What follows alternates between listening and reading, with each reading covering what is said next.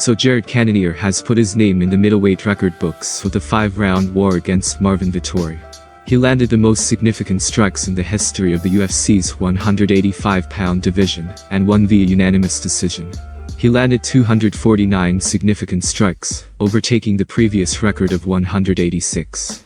The judges scored it 49-45, 49-45, and 48-46 for Cannonier.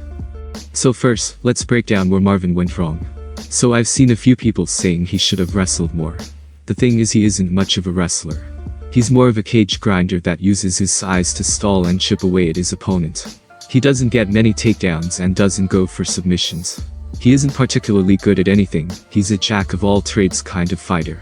So a standard wrestler/boxer that isn't really doing anything interesting. He only has one knockdown in the UFC. In this fight, he sort of just did a lot of cage grinding, which is quite frustrating to watch. Marvin's fights are almost 100% guaranteed to be decisions because he can be knocked out, but also can't finish. I don't get the IQ of Marvin, because he shoots on Izzy when he's taking little to no damage at all, but doesn't shoot on Jared when he's eating clean shots. But then again, it's probably because he was starting to fatigue, and he was taking a lot of damage. He barely attempted to level change, which I found bizarre. Also, as well as mixing and grappling, I think Vettori desperately needs to learn how to throw bombs.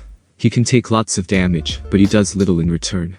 He's never gonna win a fight against a top opponent with his style because he needs to offer more. He needs to give his opponent a reason to be cautious. I think Marvin's chin is too strong for his own good, and I have a bad feeling that he's not gonna look the same after this fight, because he took an insane amount of damage. As for Cannonier, he probably looked the best I've ever seen him. He needed to produce a memorable performance if he wanted to get back into the title picture, and he ended up giving one of the most memorable beatings in the history of the UFC, in my opinion. He did great work in varying up the timing and delivery of his right hand, which landed time and time again. He did great work in freezing Vettori up with heavy body kicks or snappy jab, then stepping in with faster, harder shots.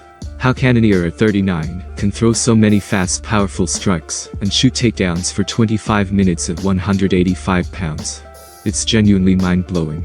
With the victory, Cannonier is 4-1 over his past 5 octagon appearances, while Vettori has now dropped 3 of 5.